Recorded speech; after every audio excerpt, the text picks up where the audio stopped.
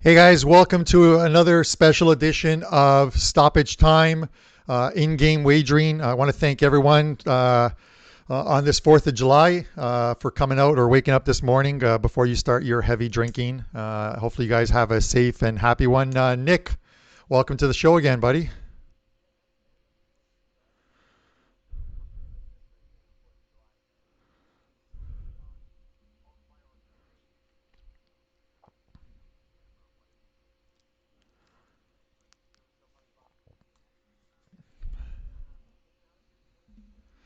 Awesome. Yes, we definitely will. I've got a patio booked, a couple tables. Um, 8 of my friends or 7 of my friends joining me, so it should be a good time. As the game is about to start in about a minute or so, we're doing the Derby del Mo, the Turin Derby from Allianz Stadium in obviously at Juventus' home stadium. These are the pre-match. We're saying they can't hear Nick, so let me work on Nick's mic here. Where are we, Nick? So guys will have to excuse me. But Nick, give us a shout out here. Let's see if we're hearing you okay. Can you hear me? Yes, I can hear you. Can I be heard on the TV or on the on Sorry, that it's that one glitch that we seem to have. I can hear it on YouTube. I think we're good. Okay, we're all good now apparently. So, all right. So these are the pre-match wagers that we've put in, and then we're gonna be betting a lot of this stuff in game. But we put some small stuff in initially. We took Juve minus 1.5. We took Juve to win to nil. And that's one that, as Nick will tell you, as he moves back to his right on the Trying to screen, see where so to we be can on the see screen. him. I was watching. It's delayed. Yeah. We took some exact scores. The first half 1-0, Juve at plus 220, 3-0 for the final score at plus 700. A penalty to be awarded plus 300, and there's a Torino player that I figure is going to pick up a yellow card today, Izos, and we took him at plus 137 to pick up a yellow card. So I expect Torino to throw everything at Juve today. So we'll see how this goes. Nick, I'm going to throw it to you. Yeah, I mean, historically, Torino plays Juve pretty tough. So we both like Juve. They're obviously the team in much better form right now, 3 straight. Just conceding 1 goal so far since the restart, and it's hard not to be on them in this game. But Torino does get up for this game no matter their form, and they do play Juve very tough, as you can see by the historical head-to-head recently, especially. So we weren't. It's not like a play that we were like, oh gosh, let's throw the house on Juve by any means. But we still feel there's good value in the line as it is, and it's kind of like we talked about last week with United, where we felt okay, I'll say, about the line as it was. We still liked it, but we thought if it went a little while, we could get better numbers as the game goes on. So all right, well, that works. and we have a breakthrough. So that okay. Dybala gets it through. So you guys who are watching, just to let you know. We're watching this in real time That's awesome. on the betting app, so it's in real time. There is about probably with Skype there is about a 30 to 40 second delay from us talking to it actually appearing on Skype. So we're not actually delayed. It's the actual feed from Skype to YouTube in the broadcasting that's about 30 seconds delayed. But yeah, a good start to the game, and it's Dybala again. And the funny thing is, I talked to Nick last night about this. I didn't like the to score odds on Dybala and a couple of the players because I thought Sarri might be making a change to the team because they, for some reason, had an under 23 forward as a possible player in the starting lineup. And I talked about on Stoppage Time on Friday about the fact that Juve's next 5 games will decide whether they can win this title or put Lazio back in it. And they got AC Milan up next in 3 days, Atalanta a few days, about a week after that. So it stood to reason that he could rest some players. So we skipped taking Dybala. He's now scored in every game since the restart. 4 straight games, 4 goals. Yeah, and that's okay. I mean, the player props like that you're not going to be. It's not like we're putting a lot of money on those. We talked about before the game. One of the things we were going to look at here is Juve. We like them to win first half. All right, and the line was at -135, -140 to do so. So we were kind of hoping for not a goal in the first 2 minutes. Well, of course we'll take that because we have the full match wager on them. But as far as live going, we were looking to possibly take them maybe -110, maybe even money if this thing was going 10, 15, 20 minutes without a goal. But Juve were controlling. So looks like we're not going to be able to get that. I doubt we're going to have any line that we're going to like. As we go forward, for at least for the first half. So, sometimes people I've seen, I don't know if it was during yesterday's show, Stoppage Time, or I think it was, somebody was asking about, if you'd like, why even bet pre-match if you like a team to win or whatever, and you want to get a better beat on the number. And this is a good reason. I mean, if we didn't take Juve pregame, you're not going to get Juve -1.5 right now. What is the current line, Carm? Is it? Obviously they're -1,600 on the betting line, which you can't take. The only thing you can take is the in-game Asian line, where if you lay 1.5 now, they still have to score another 2 goals to cover that line, and you're getting like +110 on it. You could take them -1 at this point. But you've got to lay about 30 cents juice on that. So it's one of those things where now that's where those lines are at. But 15 minutes from now, you'll get a better price if you if you want to make those. Tanner says, can you guys share the pre-match next time on the live show before it starts? We're trying to set this up. It's a couple of issues from my end, but we're going to make a habit of 30 minutes before the show starts to tweet them out on Twitter. And then last week, we started about 5 minutes before the Man United game, and I put them in the chat so you guys can at least get them 5-10 minutes beforehand. And we can't put them up any more than an hour before, and that's only because, as Nick will tell you, we were waiting for the lineups to come out. A lot of what we were going to do depended on the lineup. If Juve went with, let's say, Higuain and that under 21 player, the under 23 junior, we likely would have looked at the under. I wouldn't have taken the over, that's for sure. So it's one of those things that we'll try and get them out. This is a work in progress, but Tanner definitely will get them out at least a half hour in advance. Yeah, going back to the pregame bet of Juve and, trying to wait for him to get in game is, as you mentioned, now it's at -1.5 from where we are now. So they would need to win by 3 to cover that bet. Once you're up bigger numbers like that, I guess you can argue that, sure, it's only been a few minutes. They can still win by 2 more goals from this point on the rest of the game. But, we see it a lot of the times at the end of games. If you're up by 2, what's the, sit back and win the game and don't worry about it, and why press for that other goal?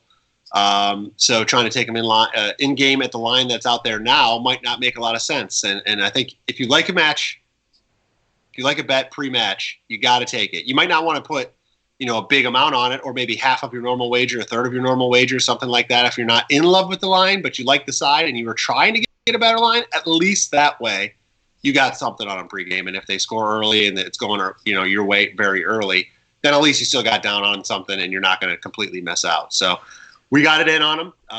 It'll be hard pressed to see what happens as this first 20 minutes go on, to see if there's opportunity to put more on them, or maybe Torino starts to put some pressure on them, and we may look to get something on Torino going, next goal scorer, anything like that to possibly hedge out a little bit. I'll say, or just try to get some more money, get greedy. Yeah, and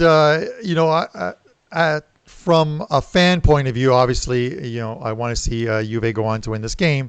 But from a in-game betting show perspective, it would be it would probably be good for us if Torino got a goal to open up some a lot more bettable lines. Like there's some lines out there that we'll be able to get into, but nothing that's bettable at this moment. So as we go and as the game moves on, we're only in just under the 10-minute mark here at 9 minutes into the game. So we'll see what comes of it, and we'll have to look at some of the other markets within this game. And like Brian Silverstein asks what other games we have our eyes on, and that's something that we can also discuss sort of moving forward as well too. Brian Watson, thanks for joining us. Good morning. I see Zeke's in there. His team has a big game today. Maybe we can talk about that a little at some point. Lazio facing AC Milan, and that's a big game. And Nick, when you looked at that betting line, it just seemed a little weird to me. I would have thought Lazio would be minus money, at least minus 130, minus 140, and I see them at plus 130 at last look. So I'm not really sure what's going on there as far as that line goes. Yeah, it seemed you're right. I agree. I thought it was going to be minus 110, minus 120 at the best. So getting plus money there seems like pretty good value. I'll say this: AC Milan actually has been playing pretty well since the restart, and we know Ibrahimovic isn't playing, but they've been playing very well, and maybe that has something to do with it. Lazio coming off the loss against Atalanta, maybe something there. I don't know. It seems too good to be true. Yeah. I do like Lazio in that game to win, and I think there is value in that plus money number. So probably another game I'm trying to get down on a little bit more, and we'll see what happens in the game. Yeah, I'm looking right now at the at flashscore.com, and I'd have to look into this further, but they have Immobile as not playing today, will not play today. So that means not in the lineup and not in the bench. And when you talk about Immobile, you're essentially talking about the guy who leads the league in scoring with 29 goals and 8 assists. You take that out of the lineup, and that's going to hurt that team. They seem to have a few guys missing. Casado not playing. So maybe there's a long list of players that sort of evens this out. So maybe AC Milan getting half a goal. If you can get half a goal, it might only be a quarter goal. Might be worth a play here. Yeah, true. Without him in the lineup, that changes things up front for those guys for sure. Trying to YouTube account got logged out, so I'm trying to log in over here. Through this game. While you do that, as Lawrence would say, we're going to do a little bit of business. A couple promos up on that screen. MLS kicks off next week on the 8th, Wednesday, with a couple games. You've got David Beckham's Inter Miami facing Orlando City, and then that's at 8 o'clock, and then at 10:30. And these games will be on TV, so that's great as far as that. This is a sort of a World Cup type format. You've got the other expansion team, Nashville, and they face Chicago Fire. So a couple games there. I've got a couple plays up. Myself, Nick, and Pavlos, the three of the four soccer guys, will be doing MLS. So you can buy that package and get every single play. And I think Nick is doing something similar to myself. You can correct me if I'm wrong, but I believe he is, where on every single game we'll have a side, a total, or a prop bet. So if we don't like the game or we don't like the total, we'll at least put out a prop bet. So it's something that if you guys are watching the game, one or two prop bets in that game, so you've got something to watch and wager on. Yeah, I'm doing the same thing, and I have the first two games up and loaded right now, ready to go. So it's I can't wait for the tournament to get going. I've been missing the MLS. It stinks for those guys. I mean, they work so hard to get ready for the season. They play 2 weeks, and then they got shut down, and they got to do it all over again. So I feel real bad for those guys, and I'm excited to watch this thing come back. I think we'll see some good fun matches. I've been looking at the schedule. It's interesting to see that you got some games real early in the morning in the United States, and then you got games late in the evening as they try to avoid the summer heat in Florida. So that'll be fun to to watch as we go forward. So early action in the United States is something we're not used to a lot, at least. But of course, being here where we are, Carm, we get all the European soccer games early in the morning this time. So it's another fun thing to wake up to and be able to watch some games. Yeah, I'm gonna have to give my wife a picture of what I look like, and then say, so I'll see you at around 1 a.m. or something like that, because I'm going to be watching a lot of it. My soccer day started today, Nick. I know you get a lot of it, but you also have a newborn, so you're waking up for different reasons at 5 a.m. in the morning. But I was up this morning watching. I watched a game I had some action on. It wasn't a client play, but I watched the K League One Ulsan game, and they won that game fairly handily. And then I watched the Norwich Brighton game as well too, which was 1-0, and then that just led me right into watching the Man United one before these games popped out. So I've gotten my fill so far. How did I was looking at that Olsen line? I didn't end up taking anything in that game. I didn't look at the final score yet either. What was the end result there? Final score in that game was I think it was 4-1. Yeah, 4-1. So okay. At 3-1, I started to zone out a little bit because I started to get a little tired. But and I've still got a lot of soccer to go here, because there's a good game at 12:30, which will be on while we're watching the second half. But Wolves and Arsenal, and then the Chelsea Watford game as well too. So there's quite a bit going on as far as action wise. So we've got quite a few games. I think the Chelsea game will probably be the last one I watch, and then get ready for my 6 o'clock patio. So I'm kind of looking forward to that. But we're going to get some bets in. I'm looking at the lines. I think it's still too early. I think at the 20-minute mark is when we'll see. Generally, we'll see some numbers start to drop. We would have seen some better prices if this game was still scoreless. Obviously, it's not. But I think we're going to find some good prices at some point. We'll scour through. If anyone has some comments or questions, let us know. Tanner says Norwich looks defeated. They do, and this is one of the things last week when I released a 5% play on Man United, Man United against Brighton. One of the main reasons was I figured Brighton would change up their lineup, looking forward to today's game and the 3 points, as opposed to trying to get the 3 points or any points from United. They're in a spot where they're trying to avoid relegation. Norwich is heading down to the championship league next year. They're going to get relegated. But if you had to pick one of the two games to field your best lineup, it had to be today, and that's what they did. And I knew we had a decided advantage last week.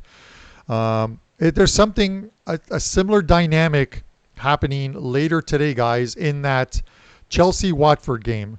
It's essentially the same thing with Watford. They're mired in a relegation battle right now, trying to avoid it. Points are important.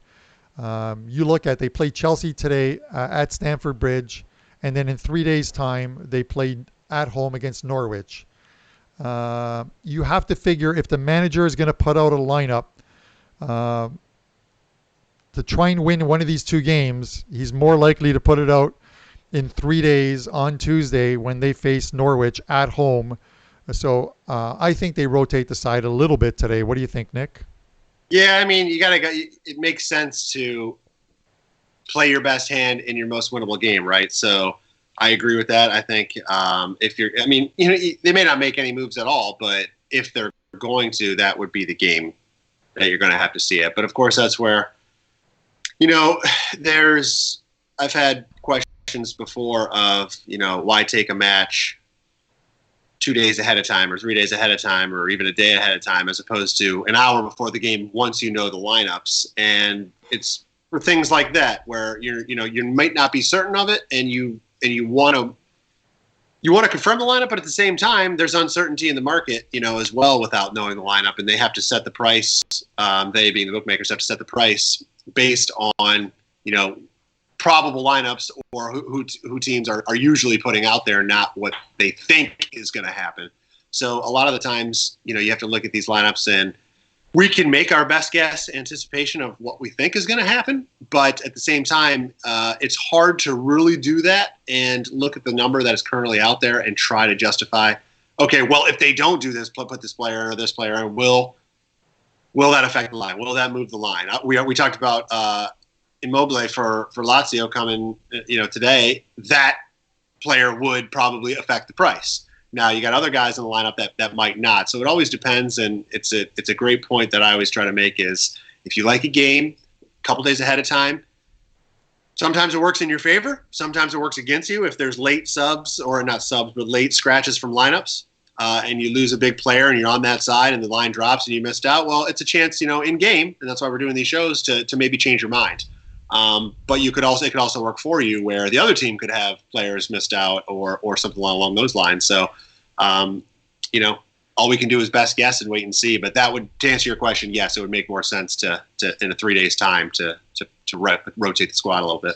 Yeah, and we discussed this a lot of times on Stoppage Time and I do this similar to sometimes in NHL when I do the NHL show of the look ahead. And the look ahead is essentially just looking at a team's schedule and the days apart and which games, especially for the relegation-bound teams late in the season that need a point here or there, which game offers them the best chance or value at winning or picking up points. And those are the ones you sort of have to key in on. So you have to look at what possible lineups they may have. In hockey, not to compare the two, but in hockey, the back-to-backs, you almost never see the same goalie in back-to-back situations. So it's one of those things. You look at, because we're doing the Juventus game. After this game, they play AC Milan.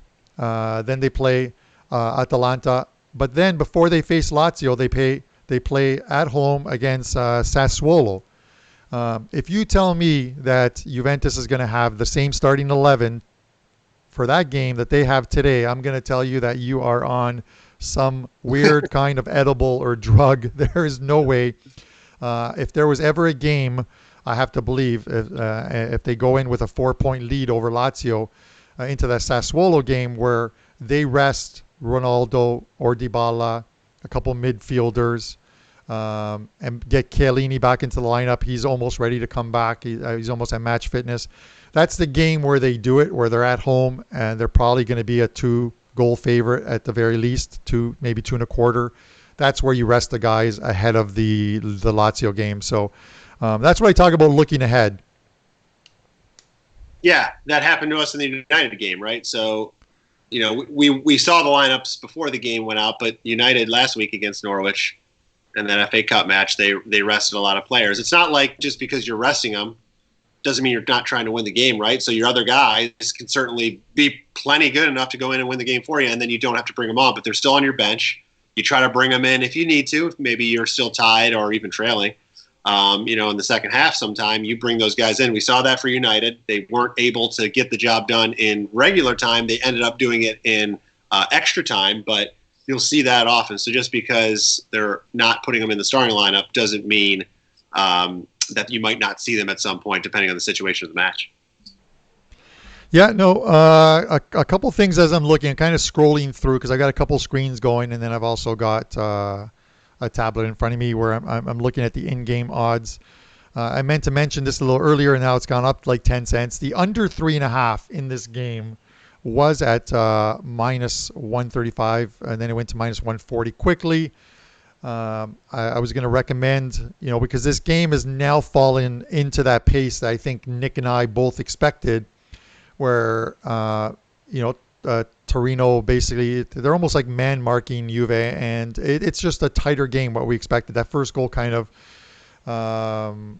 changed things up as far as the total goes, but under 3.5 now is a little too high now at minus 175. I probably don't want to lay that much vig, but we'll keep looking at things. The first half total is 1.5, and the under is still minus 110. So if they, I would prefer a 1-0 scoreline at halftime because Nick, that's one of the props Nick sent to me that he did like the 1-0, and I agreed with him. So we've got that 1-0 at halftime. So we'll see if we can keep that one going. Yeah, and because we have that, it doesn't make sense for us to, look at the first half under 1.5 and try to take it, because basically you're essentially just doubling up on that bet. So if for some reason we didn't like that, that's a line we could look at, and especially if it gets to plus money a little bit later into this half, we could look at the plus price at over 1.5 goals for the first half, and at that point, you're kind of hedging a little bit on your correct score of 1-0, so we can see how that goes. I mean, we're talking small amounts of money, and we may very well not do that, but it's another option. You always have options when you're talking about these in-game markets. Yeah, and that's actually an excellent point, because you have to figure that when it hits the 35th minute, if it's still 1-0. You're gonna get probably about plus 110, plus 115. What you actually could do is, if you wanted to, is you could hedge out your investment, and then you're essentially free rolling even money. I think because we got we got plus 220 on that bet, so we're essentially free rolling a 6-5 odds on the game finishing 1-0 at halftime. So it's a very good point, Nick. There. Yeah, those are the opportunities when you have pregame stuff, especially if you're talking plus money. It's a lot easier. Sometimes when you're laying some higher numbers, it's tougher. But you got to always kind of look at that, and you got to. I mean, there's nothing wrong with sticking your gut and keeping your first bet either. We're not saying you always have to hedge out, but sometimes, I don't know, whether it's the play on the field that dictates your change of mind, or that we always say sometimes you just have that gut feeling, right? So it's okay to hedge out and take your guaranteed money. Yeah, I've been doing this for as long as I can remember. Mainly on the exchanges, where we used to have Betfair here in Canada, and and we were able to use NetTeller. Canadians cannot use NetTeller anymore, unfortunately. And I could move money back and forth, but on the exchanges, I would, scour the card for the week, pick 3 or 4 games throughout the week, and I would bet the line that offered the most value. And then once the game started, I would offer, 30 minutes in, the opposite side and the draw. But I would essentially, it's called greenboarding, where no matter what the result is, you're showing a profit, and you essentially become the bookie on an exchange by offering the other 2 lines, and you could make money off of it. You weren't making a lot of money, but just imagine being able to get 5% on your money, no matter what the result is. That's all that matters, right? So you put a lot of money into play. Betfair comes to the States. So, is Betfair in the States or no? No, I was going to say, if they ever come to the States, I may never leave the house. Yeah, you would love it, and especially for the other talent that you have, which is golf. For those who don't know, Nick does golf at Wager Talk, and I'm not sure how I did not get in on this, but he had a player to be at the top of the leaderboard after the first round on Thursday at 80-1. 80-1, my friend. That is absolutely insane. Yes. Now, first round bets are, I don't want to say essentially a crapshoot. They're guys that you either have a hunch on that are going to do well for the tournament, or guys that are notorious for hot starts, right? And it's not something you're just taking one player. So let me say that too. It's something you're taking probably, like for me, for example, I took 10 guys, all the same number. Right? So now my odds essentially dropped to 71-1 is what I ended up winning on that bet. But they're all guys that are in the neighborhood of 50-1 to all the way up to 100-1. So those type of markets are awesome in golf to make. You're not putting a huge percentage of your bankrolls on it, obviously, at those, because they're not hitting a lot. But you don't need them to hit a lot at those odds. But they're fun bets to make. I'll have to text you next week for those, Carm. I'll give them to you. Yeah, you definitely have to. It's it's kind of like I get the occasional text message that I'll get from Kelly in Vegas, where I went 3-0, and okay, well, we have a second goal scored by Juve, and it looks like it's Dybala again. Yep. Oh, no, it's Quadrado. Oh, Quadrado scores the second one. So if you like the over is -1.5 is looking good. The Juve to nil is looking good. The 3-0 exact score is looking good. We still need some penalties, yellow card, and unfortunately the halftime wager is the 1-0 is a losing wager, but we'll have some losing ones. We're going to have more winning ones than losing ones. So Quadrado on the board. I wouldn't have picked that one.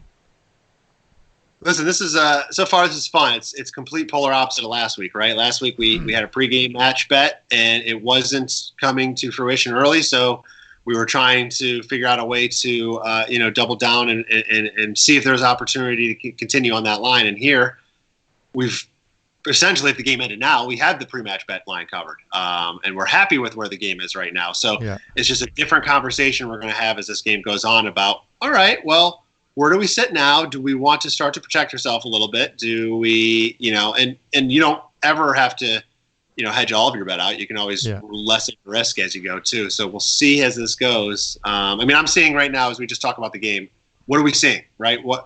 It's pretty much as expected. I think from here on out, it's going to be Juve controlling the game, not taking any risks, not giving Torino much of anything. I haven't seen much from Torino so far. And I don't expect there's going to be any change in that. So it's going to be hard to want to find something on Torino. I think their best bet might be something early in the second half if they can, come up with a game plan at halftime to come out in those first 10 minutes or so. But it's going to be probably hard. And, why? If we're liking the position of the game, why try to hedge out or why try to protect also? So we'll talk about that as the game goes. Right. I am going to give you next week, unless obviously the guys following along. You can pick. You can throw out some. Obviously, other than questions, throw out some games you might want us to cover. I prefer to do these early ones. Let's say 10 or 11 o'clock. Reason being is, especially for someone like Nick who has a newborn. He wants to spend time with the family in the afternoon on a Saturday after doing a lot of stuff during the week and working. So we tend to look at these ones.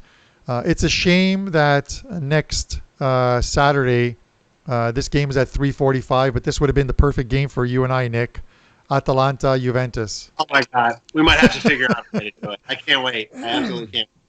I am telling you, and I say this as a true fan.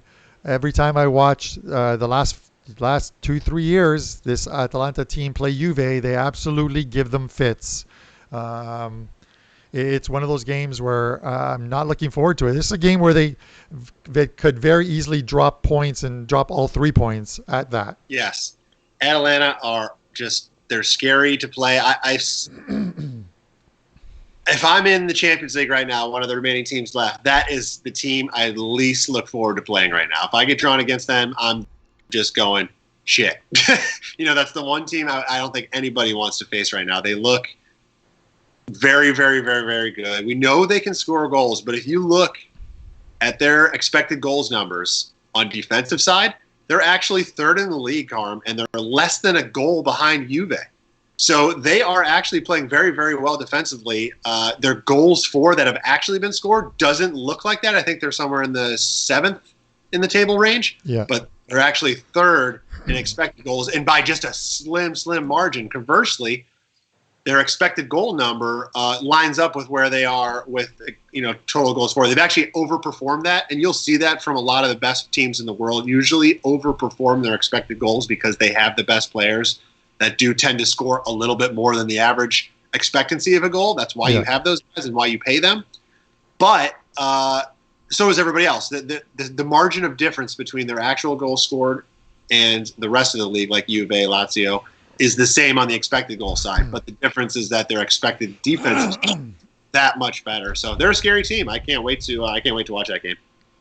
Yeah, definitely, and it's one that if we can do the 3:45 show, we will. It should be a very good game. So it won't be one-sided.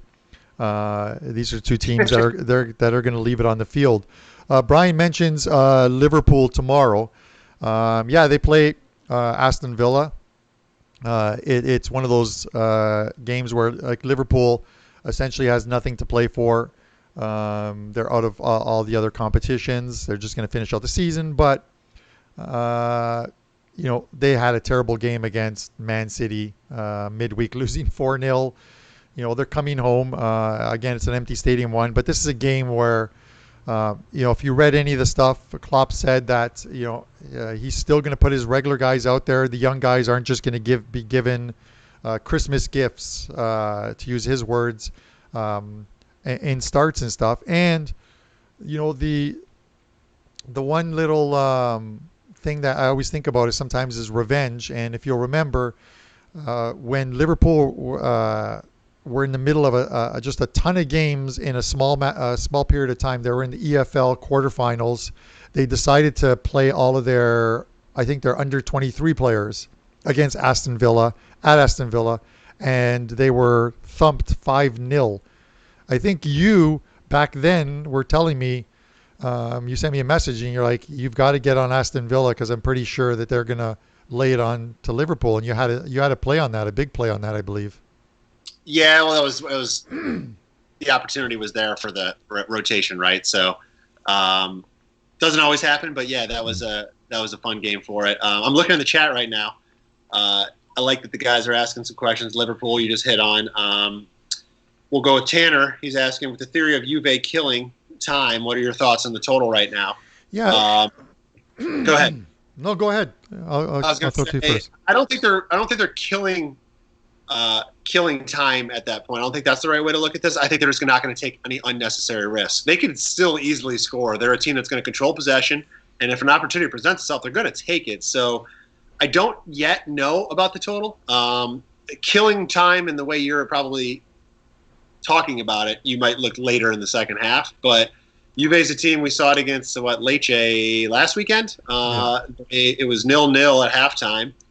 Now Lecce got a red card, and once they got up 2-0, they basically did what you're seeing in this game. They didn't take any unnecessary chances, but of course they were up a man. There was a lot of opportunities that presented, but they're going to take them if they're there. So I don't think they're killing time at this point, and I'm not ready for the total. I don't know about if you have different feelings, Carm, but that's kind of where I'm at right now with the total. Yeah, under 3.5 is probably, especially if we don't get it, if we can see it out to halftime at 2-0, but you're going to have to take it now. You can't take it at halftime because you're not going to get as good a price as you will. But under 3.5 isn't a bad bet as long as Torino doesn't pack it in.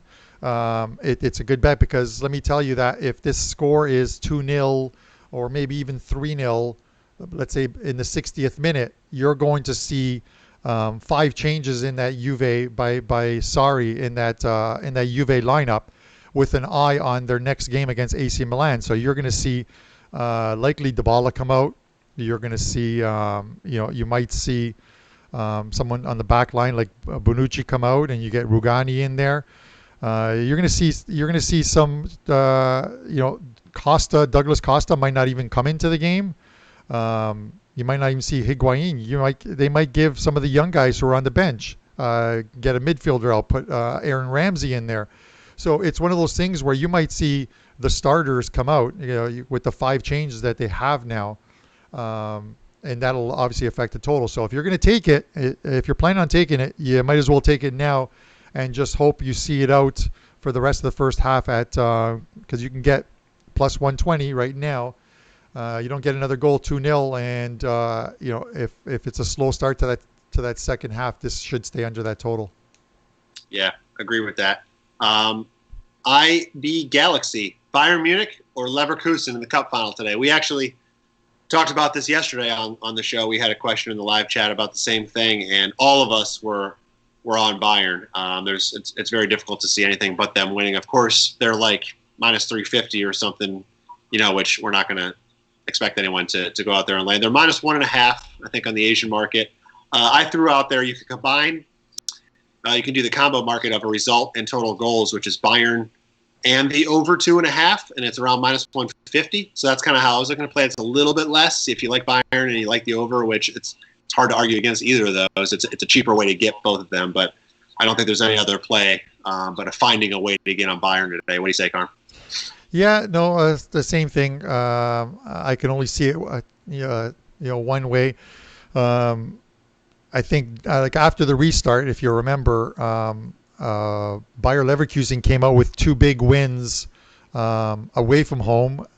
I think 4-1 and 3-1 wins. One of them was against Borussia Mönchengladbach, which I thought at the time literally would have solidified fourth spot in a Champions League spot. And then they came home and then they took an early lead against Bayern Munich and then lost that game. I think it was 4-1 or 4-2. I'm not sure what the final score line was, but United sort of took over, scored a couple of quick ones, and that one was done.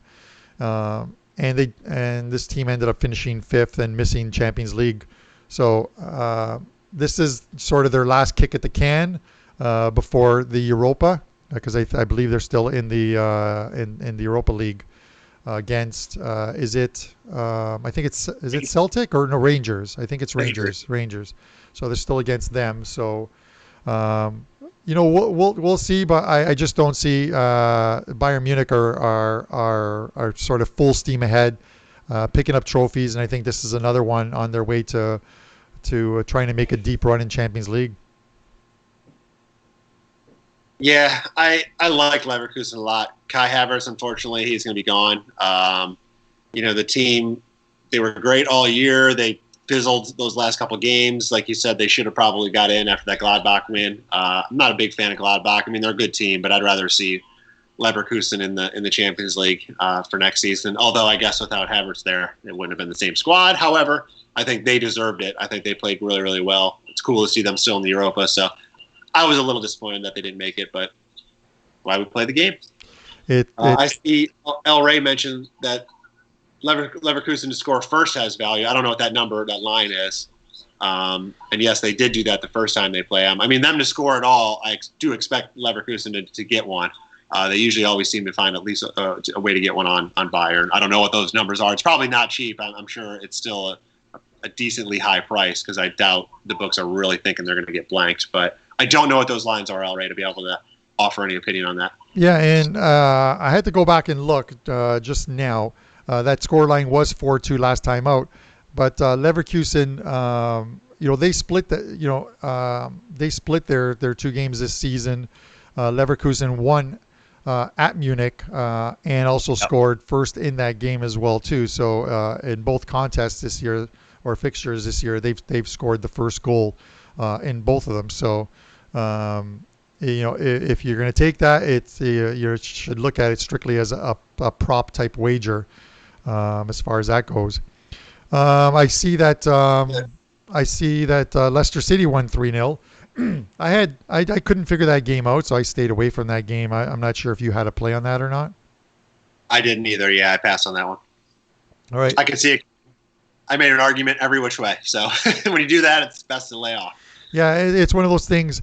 I find myself more and more changing what I used to do in the past. If I saw a line and I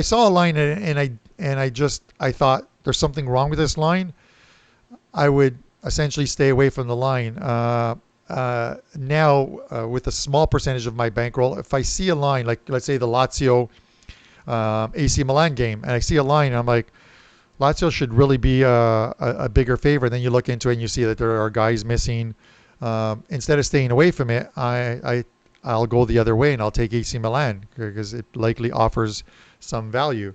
If Zekin's watching this, he probably is not a fan of that because he's a Lazio fan. But every team, I fade my own team. I've done it on 6 occasions this season. I've only won 2 of those. But the thing with teams like Real Madrid, Barcelona, Juventus, sometimes Inter Milan, Liverpool, Man City, is that they're overpriced.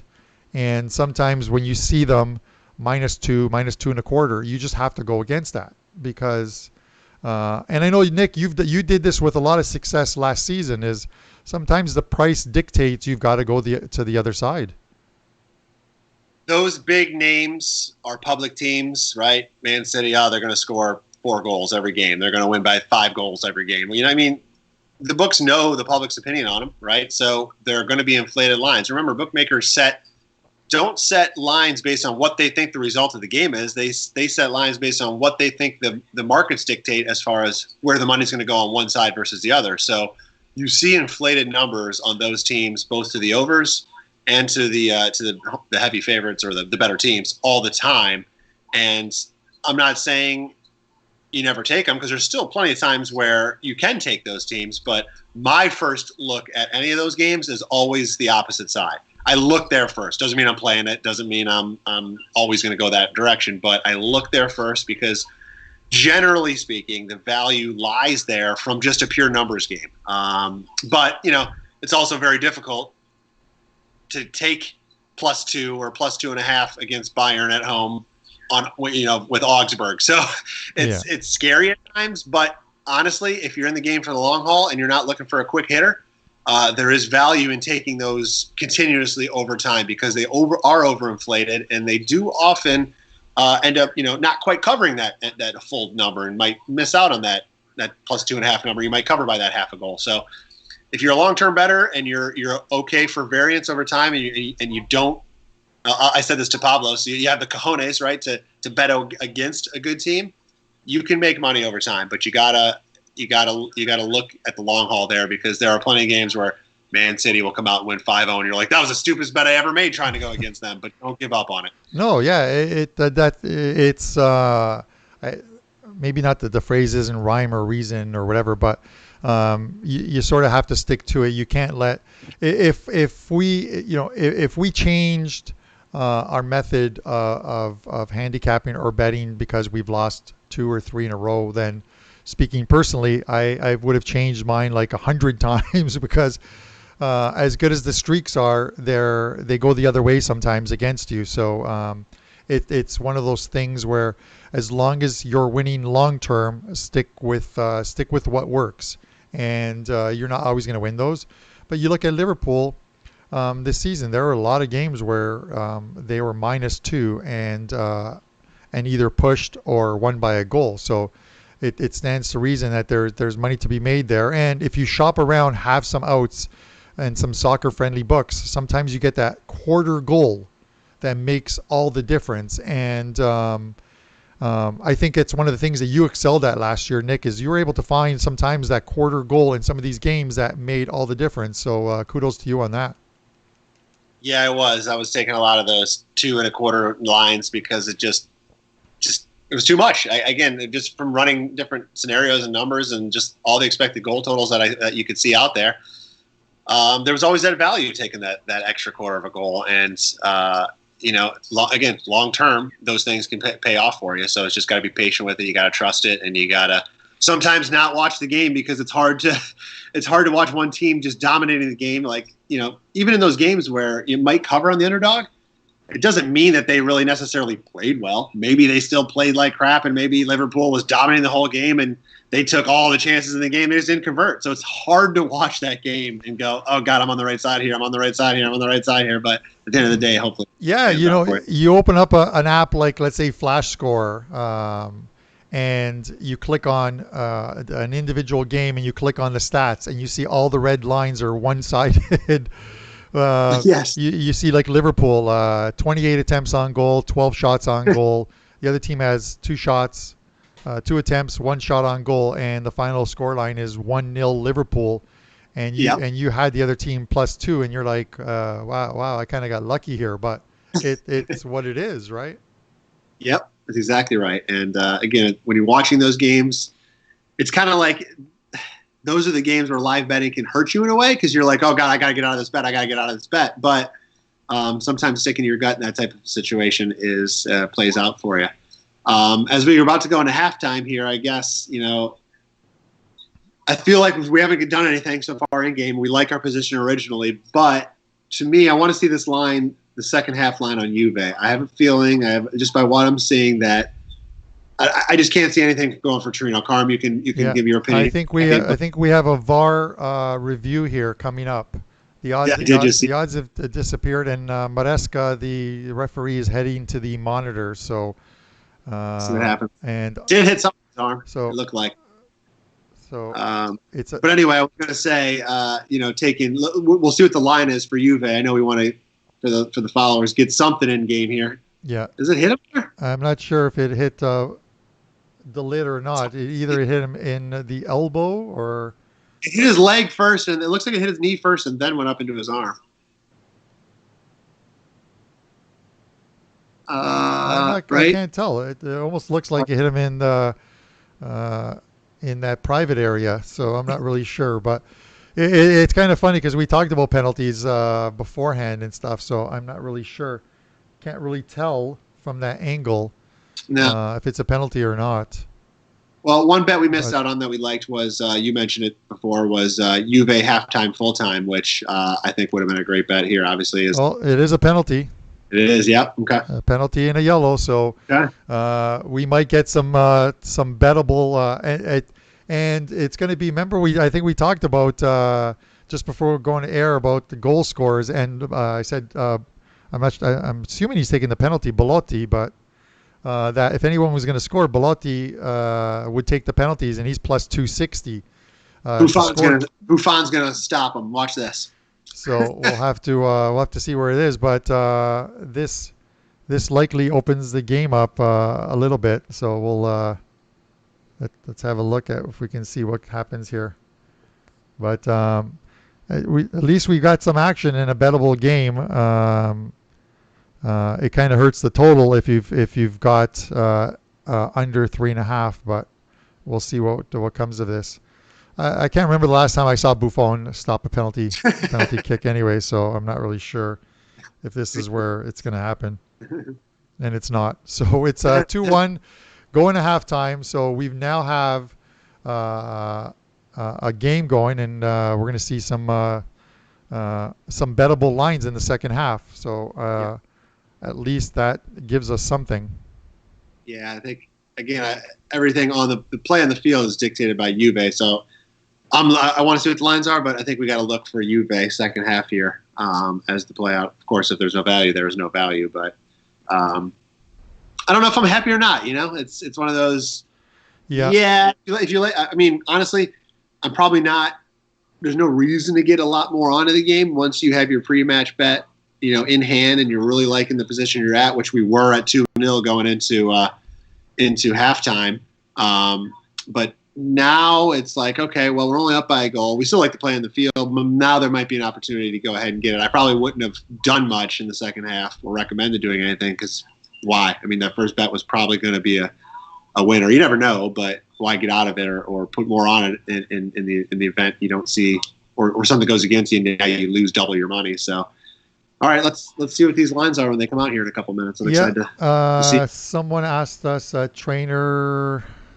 Looks like train work or train somebody is asking us about the insight on the Sassuolo Lecce game.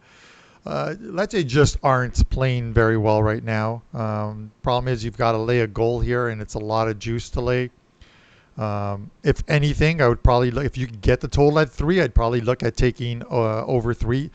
You might have to lay some juice, or it might have actually moved up to 3.25 at this point. But yeah, it looks like it's moved up to 3.25. But this is a game where actually now. Where's it at now? I'm seeing it 3.5 actually. Oh, so it's gone up to even 3.5. So it was 3 yesterday, and that was the way to play it. I think it's kind of tough at this point. Yeah, it's one of those games where it's going to it's got to have some goals in it. Lecce just aren't playing very well right now. Sassuolo, I'm not really sure how they did it, but they beat Fiorentina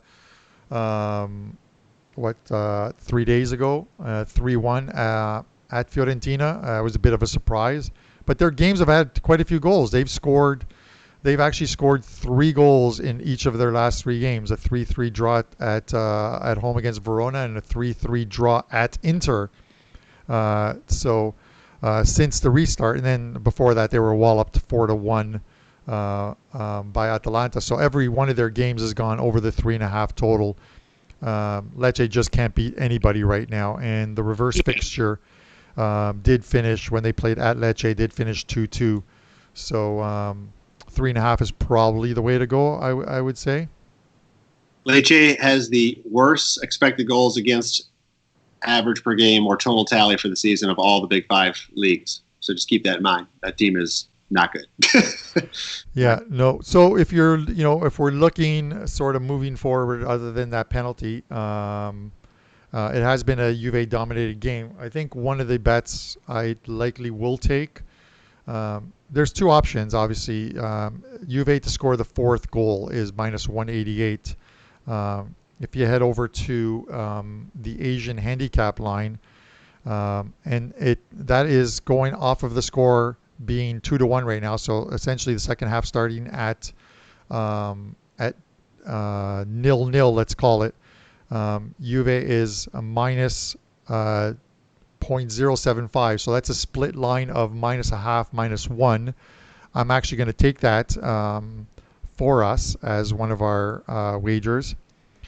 I failed to mention one wager that we did have, Nick. I was scrolling through our wagers, and we do have, I think I didn't mention it. We have halftime, full-time on Juve, -120. So that's a wager we still have in play. And obviously the yellow card plays are still in play. The other ones are now, where are we? Aren't in play obviously at the moment, with that one goal by Torino. Yeah, we were both just talking about it. I think Juve to win the second half at 2-0 was probably a play, and now at 2-1, I mean the game's not far from over, right? One goal, we're back to a draw here. So Juve's got to come out. They got to play strong. I think they're going to win the second half. I think they're going to take that. So I do like that -0.75 number. Would be, minus a half a goal would be great, but you got to lay some juice on it, which isn't always the best long-term move. So I like the -0.5 or -0.75 of a goal position on us for the second half for Juve. This is just a game I don't have a good read right now on this total. I really didn't from the beginning. We talked about it prior, and I'm struggling with it right now. In game, even, it's just I could see it being played out and finishing exactly where it is. I could see Juve coming out and scoring 2-3 goals also. So I don't know. It's just, for me, I don't have anything here on the total, unfortunately. But I think we throw a little bit more on Juve here. I like the position we were in originally, and I think the fact that Torino got that penalty. Remember, that wasn't a goal that they scored in the normal run of play here, so it's a penalty. So I think we'll see more dominance from Juve in the second half, and I think we might cash a little bit more here on them. Yeah, like that's that was I think it was Delit that picked up that yellow for the handball in the box. I'm just gonna have a look, make sure it wasn't. It was Delit, and I think that's the fourth or fifth penalty conceded by Delit this season. And it's one of the reasons why I think there was a stretch of about 5 games where he was on the bench. So he's probably not going to win any accolades or anything from Juventus manager Sarri right now, because 2-0 at halftime, and let's say 2-0 at the 60-minute mark would have given the managers a chance to rest some players in the second half. At 2-1, this game is still in the balance, but I'm gonna we're laying the -0.75. I think Brian asked me to repeat the bet, so it's -0.75. So what that means is it's a split Asian line of -0.5 and -1. It's the only thing that they offer, unless you take the full one. So half of your bet, if you bet 100, 50 of it is on -0.5, 50 of it is on -1. So if they outscore Torino by a goal in the second half, you'll win half of your bet. You'll push half of your bet. If they outscore them by 2, you win the full bet. If they don't outscore them at all, then you lose the full bet. Yeah, those Asian markets are definitely the number one question I get on a consistent basis from newer bettors to soccer, and it's one I remember everybody has when you first get into soccer. It's like, what the hell is -0.25 of a goal? Yes. But it really is quite simple once you understand it's 2 bets. Yeah, and it's one of the things that we get asked a lot, and I think our customer service team, which is fantastic, the Missy and Melissa do for us all the time, is people who are new to soccer and betting soccer will ask, I don't understand what a quarter of a goal is. They're telling me to take plus a quarter goal. And that's what it is. And speaking of plus a quarter goal, because Oceanic Salamanca asks about the game, and yeah, we talked about earlier that Immobile, we know Immobile is out. Any relation to Hector Salamanca from Breaking Bad? I'm gonna guess probably not. But AC Milan is getting a quarter goal. I am gonna take that bet and the plus a quarter goal in this game. As Nick said earlier, they're playing very well right now. So this is a game where, with some of the players missing for this Lazio side, that they could drop points. They had a tough game last time out against this same Torino squad where they fell behind 1-0 and then pulled it back fairly quickly and won the game 2-1. But that game was still in the balance throughout. So Immobile is out. Casado is out. A few other guys, I'm not sure if they're part of the starting 11 or out, but plus a quarter goal might offer some value here. If the game finishes in a draw, you'll win half of your wager taking plus a quarter goal. Robert asked about the corners. 8 at the half, live option for over 13.5 for the game. Any thoughts on that one, Carm? Yeah, the original corners when I looked at this were 12.5.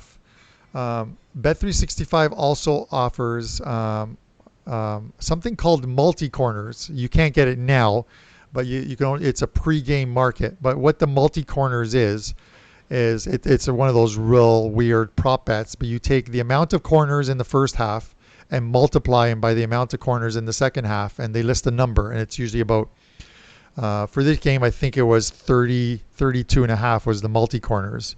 So you would need, what would you need here? About 5 corners in the second half for that multi-corner to hit, because 4 would end up at 32, correct? Yeah, 32. So the under would hit. So they had the multi-corners at 32.5. So 5 corners would give you 13. What did he say it was at right now? 13 or 13.5? 13.5. So you're looking at 6 corners in the second half, and the surprising thing is that 6 of the 8 corners so far are from Torino. So it might be worth a wager. I'm gonna sort of look to see where that is as far as corners goes.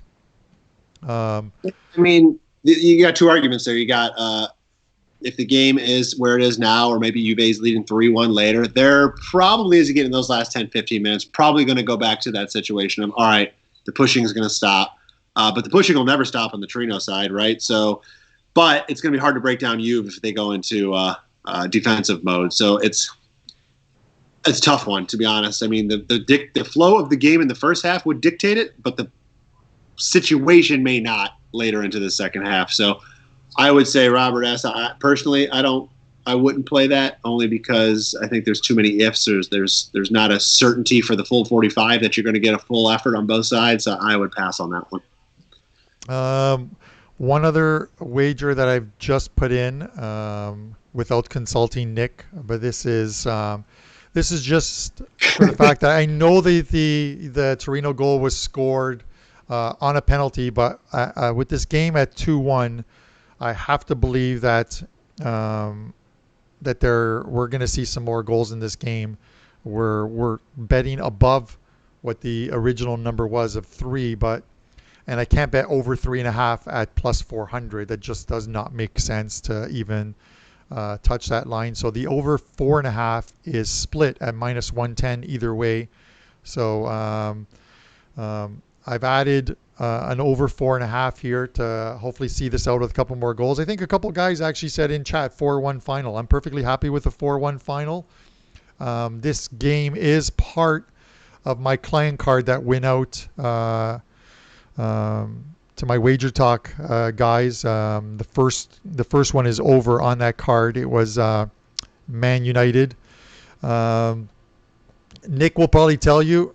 I Earlier in the week, I thought about coming right back with Man United as a 5% play today, but only if I could get 1.5. And I knew that wasn't going to happen, that it would go to 175 or 1.75 or -2. And it's unfair to guys to buy a pick that says take Man United minus 1.5 and then you log into your book and it's -2.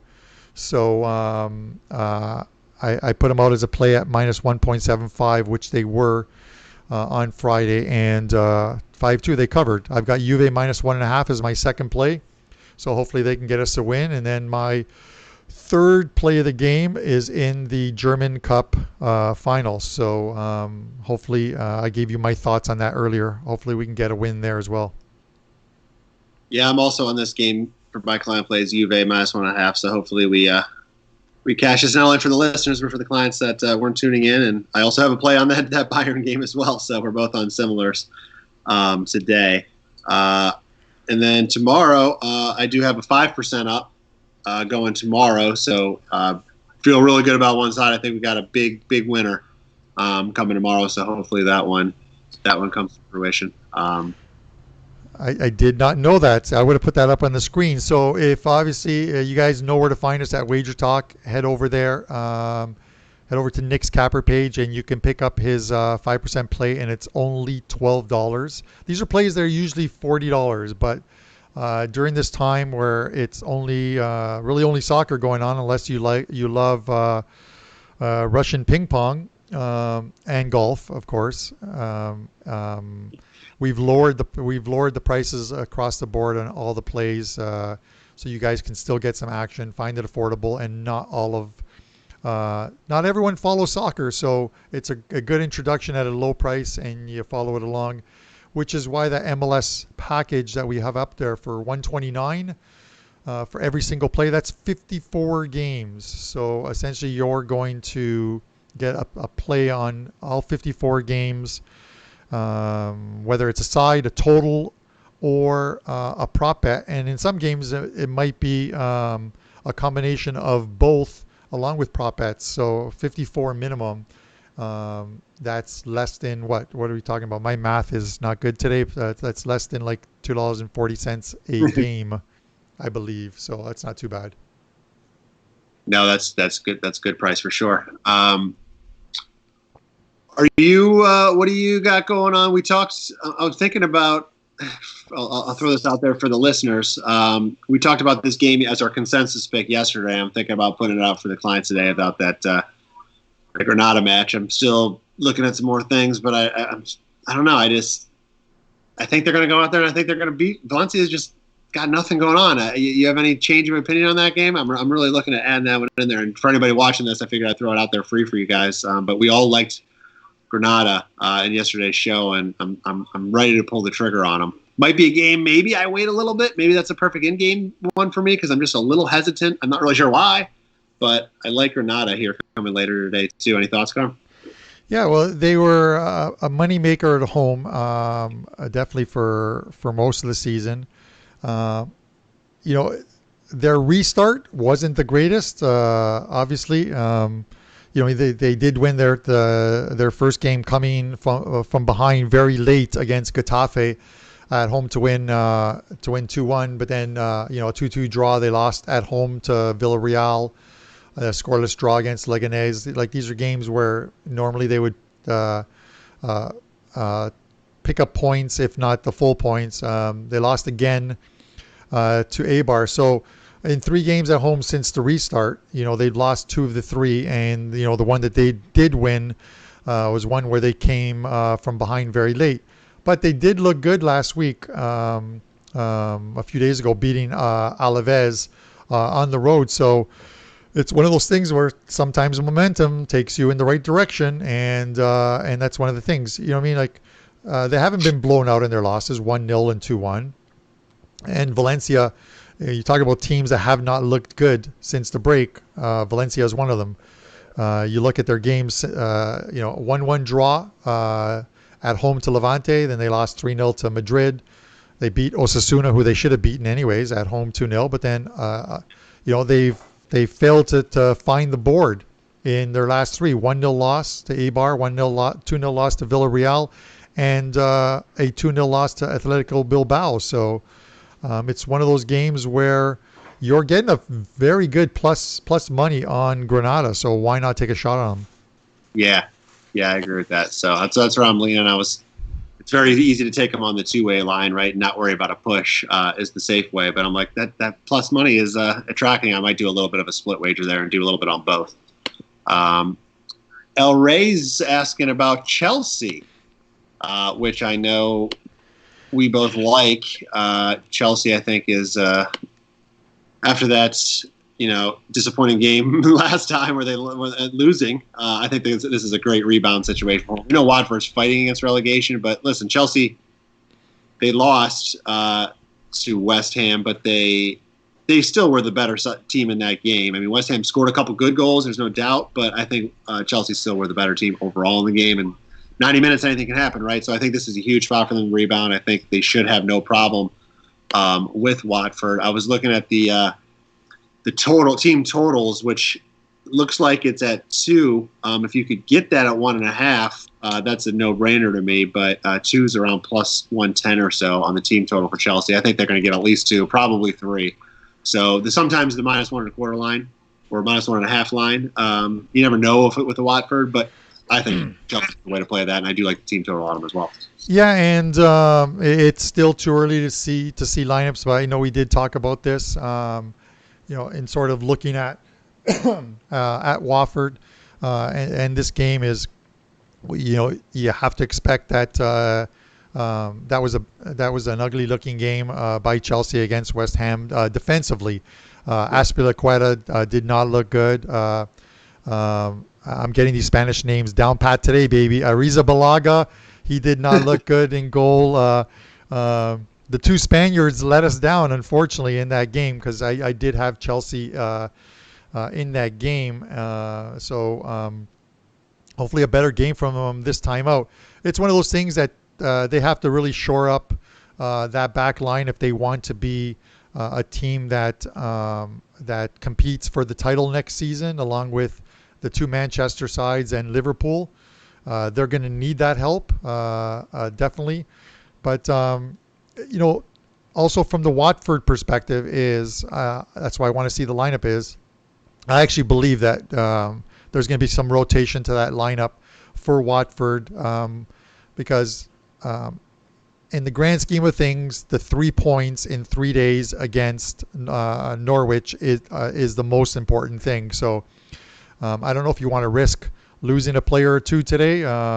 Maybe you rest a couple guys, kind of like what Brighton did against Man United, and go from there. Hey, we've got a goal in this game. We're all even now. We're even at 2.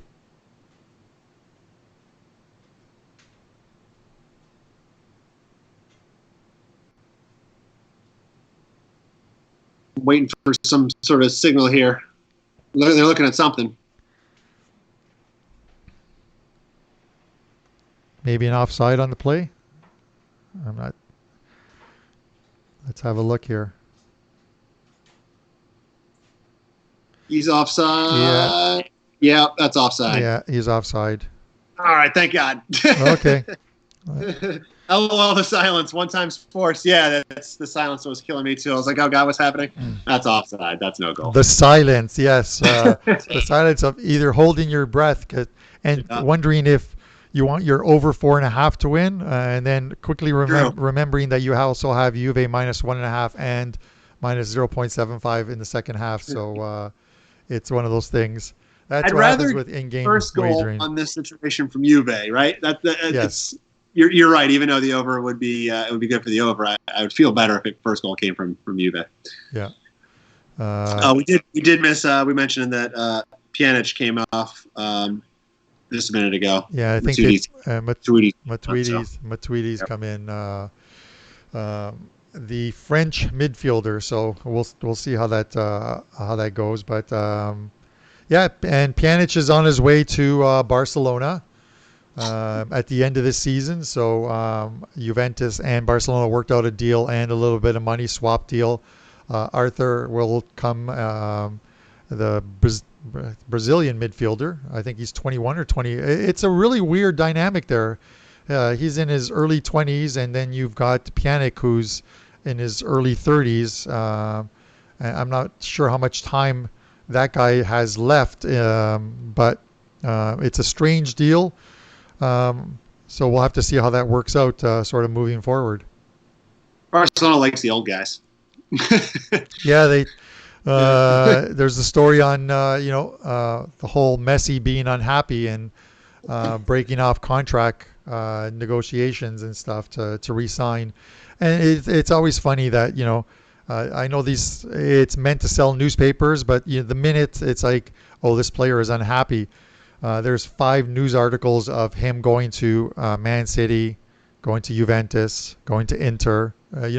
It's not happening. Going to Inter Miami to play for Beckham. I can see like a 40-year-old Messi maybe going to enjoy his golden years in Miami, but he not anytime soon. Is something going to come through here? Okay. I think our Torino's coming out pretty aggressive right now in the second half and definitely getting the better of the two sides right now with a couple chances. Yeah, I'm trying to hope they get caught real quick on a counter or something, because they're definitely coming for goal right now. I'm trying to another shot on goal. Yeah, they did expect. We did expect prior to the game for Torino to give Juve a run for their money here, and they're doing in the second half what we thought they would do early in the first. And I sort of and gave up that goal to go down 1-0. So we'll see how this goes, and we'll keep an eye on sort of the betting markets as we move. Yeah, I think we got to survive another few minutes here, and I think it's going to fizzle out. Kind of the first 10 minutes of that second half, you can catch somebody off guard, but I think Juve's going to hopefully. Reel it in a little bit and maybe strike them on the counter or something as they're trying to push so hard to get the second goal. Yeah. Elray asks about the Nathan's hot dog contest. I do not have any action on it, but I do believe that one of the Wager Talk guys, Johnny, I think he posted on Twitter and talked about it on his show. I think he said he was taking under 73.5. For the men, and then I'm not sure what the number is for the women, but he was taking the over. So if that's what it's come to, that we're betting on consuming hot dogs, then the over for the women and the under for the men is the way to go. And T. Carlos, Bruno Fernandez has definitely added a new element to that Man City attack in midfield. The guy's looking good. Bournemouth tried to close him in today and give him very little room to move around, but he found the space and stuff. I like this move being made by Juve. Before I throw it to you, Nick, they're bringing in Douglas Costa. He has been lethal coming off the bench for this Juve team, and I think Sarri understands now that the way Torino's come out. He needs to inject a little life into that attack. So I do like this move. Yeah, I agree with that. A little space coming up right now, seeing if they're going to take advantage of it. Anytime you got Ronaldo in the box, that's good effort.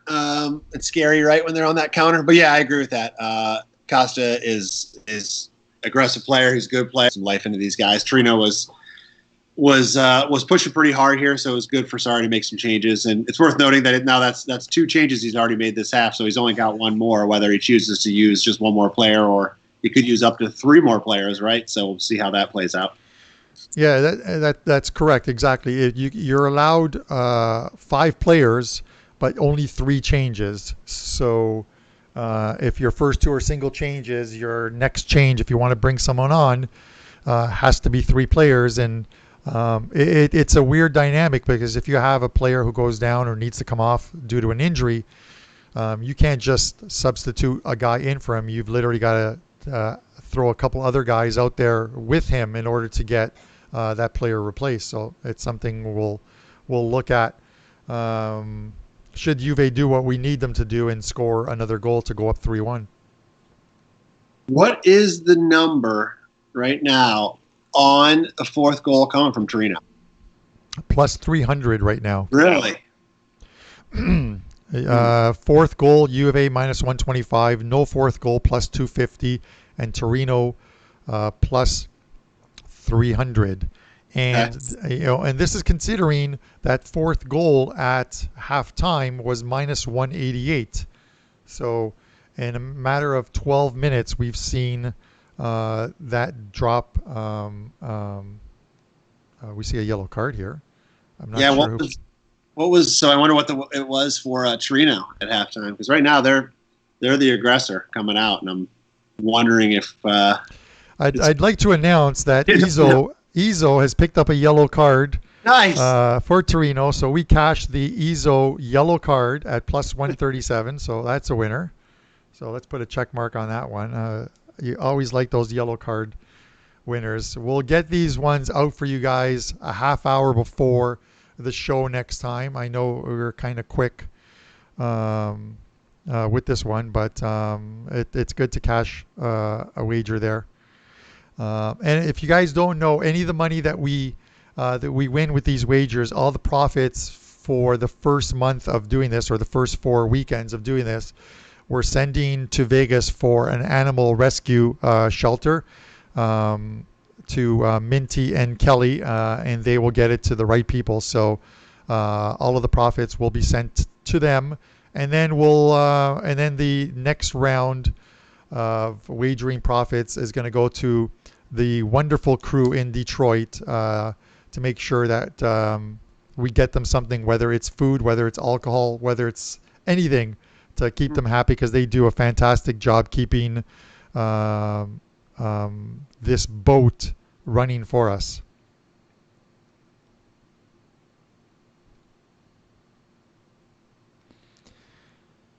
Nick, looking at anything right now? I was just watching the run of play coming from Juve. They got a shot off just over the goal. Is that a corner? Did he touch that? I don't know. My gut right now is just like not feeling great. Torino's putting some good pressure on here. I'm wondering if there's something to be. I hate the fourth goal necessarily because it is a corner. Yeah. It means it's the next one. But what's their number right now to score? The Torino to score still. Those odds haven't changed. They're still plus 300. Well, that's the fourth goal. What about just scoring a second goal? Just to score. For Torino to score a second goal? Yeah. Are you talking about? Oh, yep. I don't see that number. Don't see it. Okay. I'm wondering the next goal necessarily might not be the play, but I don't know. They look like they want to score here in the second half, and they're getting good pressure.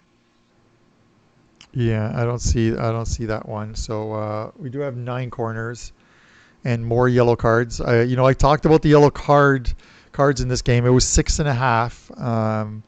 These are small little prop bets when you're taking these yellow cards type thing, but it was 6.5. And I did tell Nick that that the official for the game, when I researched it yesterday, was Moreski, and he's done 2 since the restart and handed out 2 red cards and 11 yellow cards. So it's one of those things. So it looks like Juve have a free kick. When's the last time Ronaldo scored on a free kick? It's been quite a while. Yeah. And as soon as I say that, did he just score? Some silence in the room. Yes, he did. Ask and you shall receive. Ask and you shall receive. Ronaldo on a free kick. When's the last time he scores a free kick? And boom, he does it. That's the NFL announcer. Oh, he never misses this 30-yard field goal. Dong, right off the upright.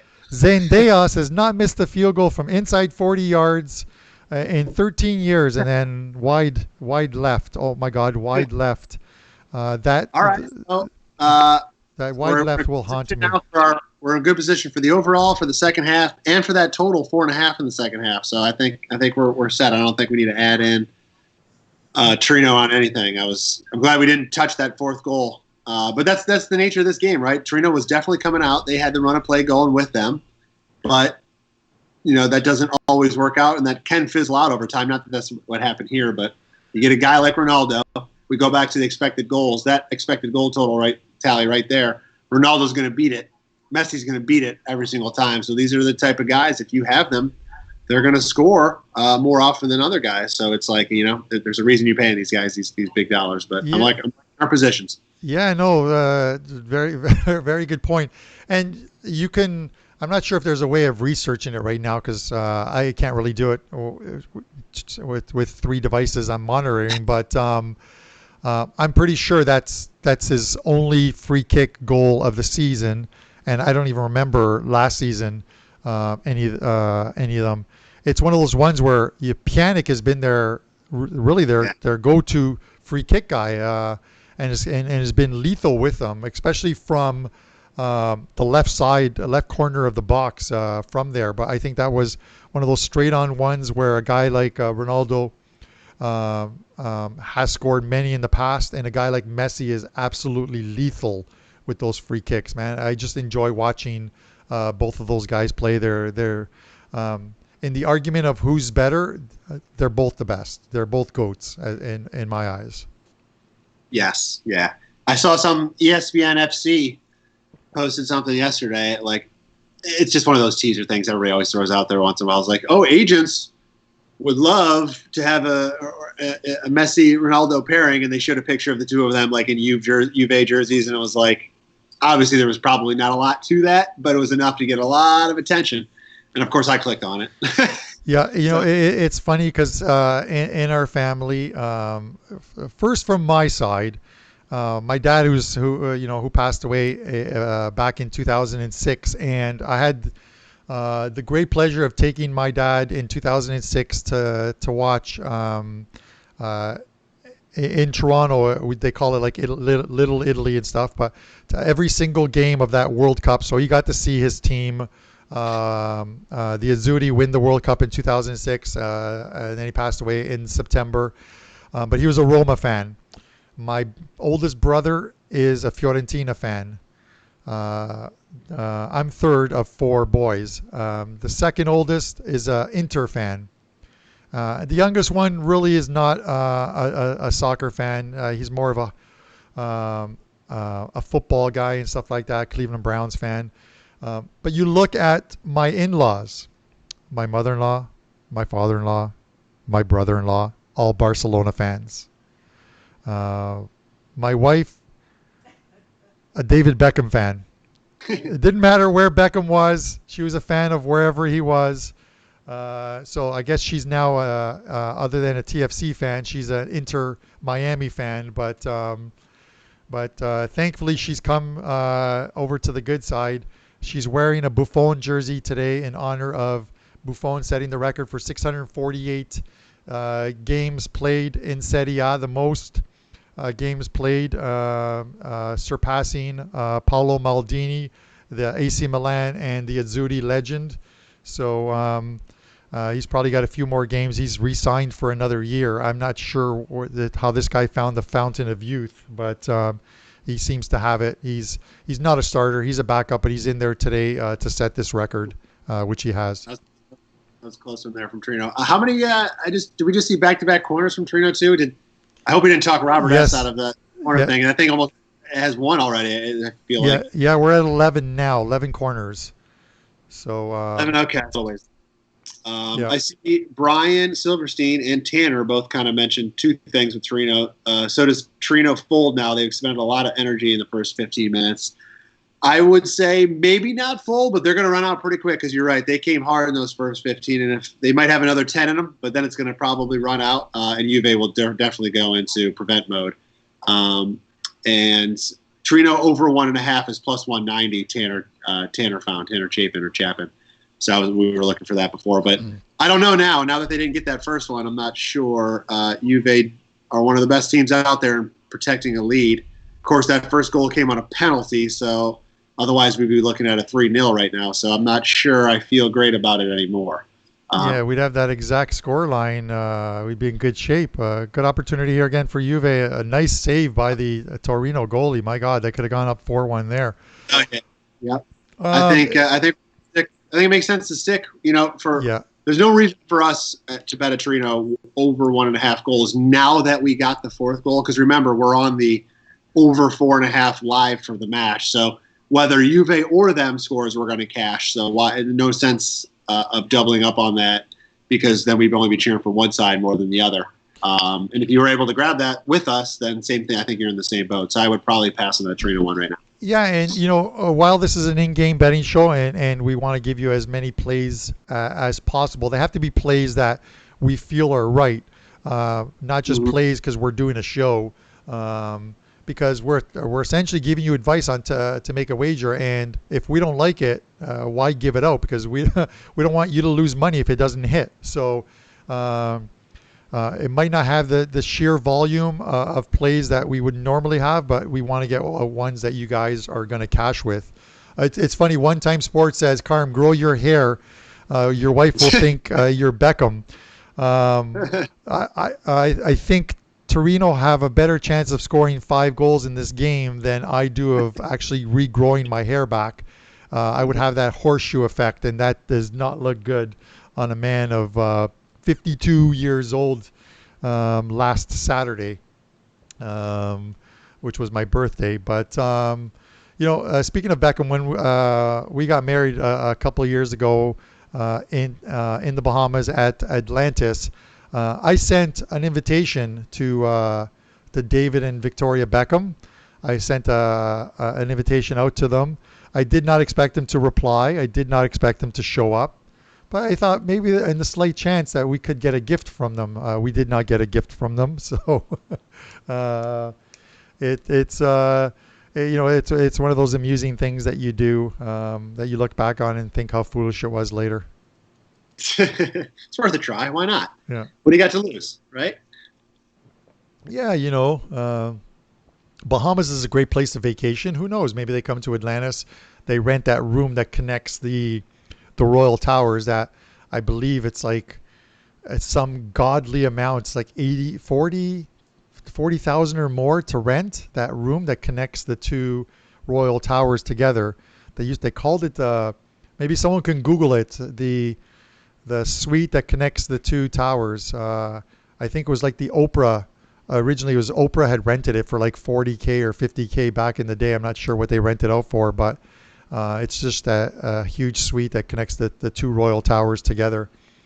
That only celebrities pay for and stuff. So if you want to see, if you're an NBA fan, the best time to travel is right after the first round of the playoffs are over. Go to Atlantis, Bahamas. You see a ton of NBA players take their families down there.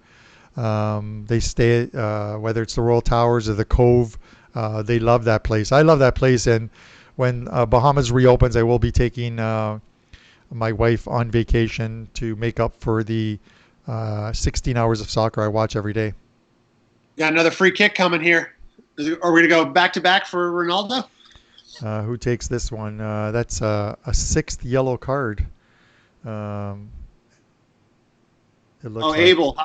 I see Abel mentioned the Wolves Arsenal game. How's that going so far? I don't have it on right now, but that's a game I definitely want to watch. That starts at 12:30. Actually, I hadn't refreshed my browser to see it. We're 19 minutes in on that game, and it looks like it's scoreless. Yeah, I'm going to catch the second half of that one after we're done. Yeah, I'll monitor some for you guys. I'll switch over here, and while the Juve game is on and Nick's monitoring that one, as far as betting lines go, I will monitor the Wolves game for you guys. It's a weird game. I think I had some guy tweet to me once. He's like, "Can you stop taking Arsenal?" Because we had lost like a couple times in a row with Arsenal. They're a decent team. They're much better at home than they are away. So we'll see how they do today. The betting line has me a touch confused because I would have thought Wolves would have been closer to plus 110, even money, maybe minus 110, but they're plus 140. The Yeah. draws plus 187, and maybe they're looking at Arsenal have won 3 games, 3 straight games, one being an FA Cup quarterfinal win. Um, but they're the type of team that if Wolves score first, that game I think is over. So Yeah, they um, so good defensively. yeah, they don't fare. Last year they were terrible on the road. Sometimes teams just go through these things. If you remember the Manchester United team of, was it 2 years back, where they had something like 10 draws at home or something like that. They just could not win at home. If someone could look that up, I believe it was a couple of years ago, where they just could not win at home. A ton of draws. That was during I believe the Mourinho years. It eventually led to his downfall. I see the odds have come off on the board. Is it for a yellow card here, or a foul in the box or outside the box? It's not another penalty, is it? Doesn't look. They haven't signaled that. I don't think so. Somebody's injured though. All right. A little bit of silence from me, but someone down in the box looks like it looks like a water break coming up. Okay. Yeah. Okay. Yeah, I saw a picture of De Ligt, and we mentioned the yellow card before. It's worth noting that was that he's going to miss his next match too. He just hit the 5 cards, so that he'll miss that next match with De Ligt. So might be a good time. I know that in watching like one of the press conferences with Sarri on Thursday or Friday, I think he said that Chiellini is he's pretty much finished his rehab training and like full training with the side and should be ready to go. He wouldn't be ready for this game. So, and he's not in the start. He's not on the bench, I don't believe. But he could be in the lineup replacing De Ligt. So we could see them there. And that old pairing again, the familiar pairing of Bonucci and Chiellini. Yeah, it's a tough stretch you got coming up there, Carm. Milan, Atalanta, Lazio, 3 of the next 4 games. Man, whew, that's going to be a tough one to get through. No, Jason asks if we're watching this on ESPN Plus. We're actually watching this live on the betting app. It's actually in real time on the betting app. The ESPN one is on delay. If you wonder why we're on delay, from when we record through Skype and it gets broadcast onto YouTube, it creates about a 30-second delay or so. So we're watching and commentating in real time, and you guys are getting what we're seeing probably about 20 to 25 seconds later. So yeah, and ESPN Plus is not up here in Canada anyways. This would be shown on TLN or Rai International up here. And even those channels up here are probably on about a 20-second delay. So the best option to watch this game for especially if you're live betting is on an app on my computer, which is in this case is Bet365, and we're watching it live on there and betting in real time. So you guys get that about 20 seconds later. Yeah, I had ESPN Plus for a while, just for soccer. I wasn't really watching anything else in there, but they have Serie A, but they didn't have a lot of anything else. So it was like I got frustrated because every game I wanted to watch, I couldn't watch. So it's another one where you just got to find a streaming service out there that's going to work for you. Or like you just said, I have Bet365 in New Jersey, luckily. So it's a great app for being able to watch most of these games, and then in the same screen, watch the game, and then one mouse click away, you can bet on whatever you want to. So it's nice to have that feature. Yeah, and I subscribe to a service, and they don't take. You can't just like go to the website, log in, or sign up, pay for it, and register. They take maybe 2 or 3 times a year. They do referral codes where they'll send someone like me, subscribers, they'll send you a message that you can invite a couple people, and they can pay. And I pay about $60 for 6 months, which is well, $10 a month. But you can find all the top games in like Serie A, EPL, Bundesliga, League One.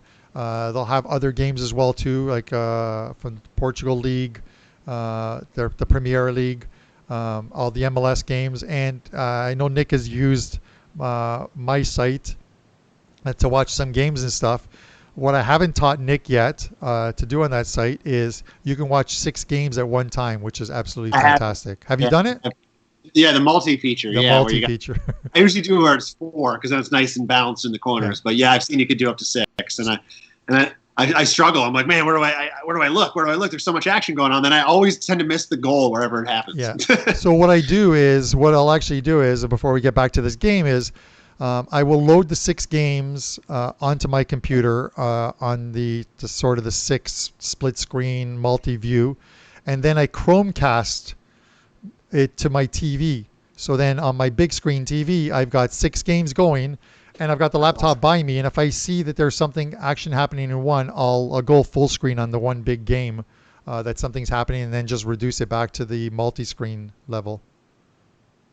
Yeah, that's awesome. I got a Mac, so I got to get the Apple TV to cast it to my TV, because Apple, they just don't like to talk to anybody else but themselves. Yeah. Well, you know what I mean? There's even with like Apple TV or like on your computer on a Mac, I think you can still cast it to your TV by doing, I think, share screen. And then you just share your screen to the TV. So that could be an option. That was a good 3-on-1 opportunity for Juve there. Tried to cross it, and the one Torino player got in the way. So if you're liking Wolves, just to let you guys know, the Wolves game, 27 minutes in, they're still scoreless. Wolves are plus 150. The draw is plus 175, and Arsenal are plus 240. In that game. So the halftime draw is minus 225. Still a little too high to want to take it, and we missed out on any type of a price on that before. The match total, 1.5 goals, is split at minus 110 both ways. So it's one of those ones where they're likely not expecting a lot of goals in this game. So if you were thinking under before and missed out on the 2.5 or 2.5, whatever it was, the minus 1.5 is still available at minus 110. Not being able to watch the game and just watching sort of the metrics of the game and the stats, I can't really tell you how the flow of the game is going right now. Wolves is one of those games that it's like you always have to look at the unders in their games, right? They're such a sound defensive side. And when they get a lead, they just know how to hang on to it and just kill you right there on 1-0. So they're a hard team to bet the overs. Of course, if they don't get the first goal, then you have a chance. But if they do, it's really, really hard. I think we're starting to see the substitutions for Juve. I'm not sure if they made 1 or 2. It looks like they only made 1.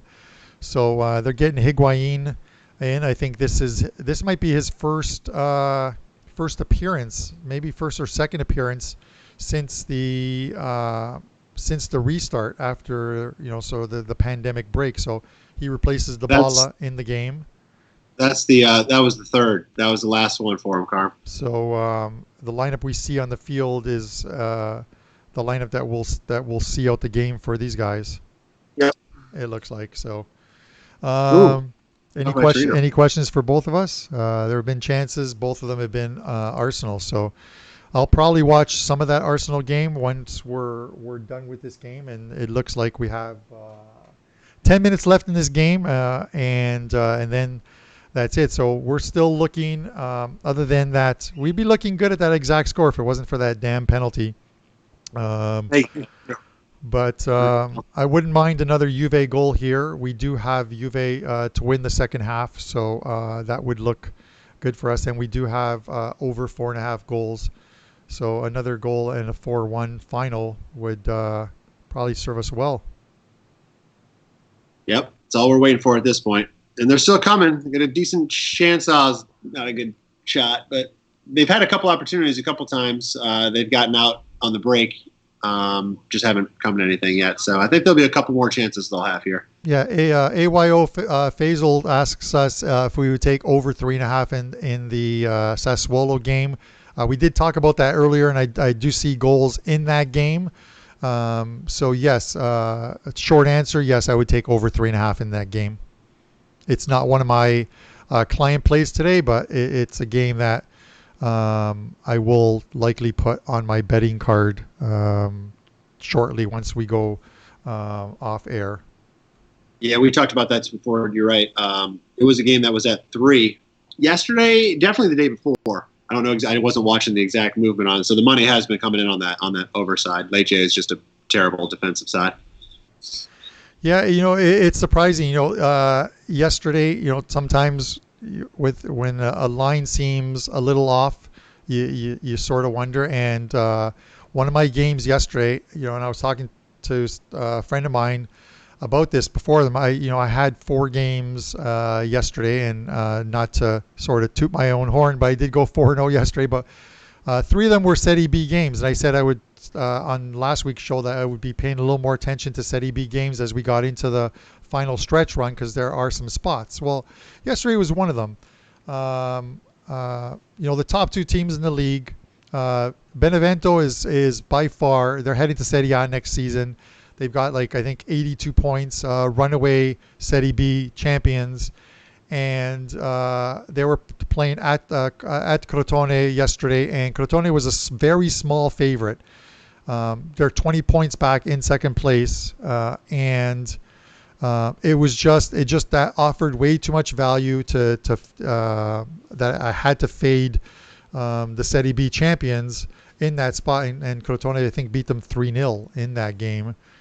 And then one of the odd ones, which I think, Nick, you messaged me about, was one of my teams, I think, oh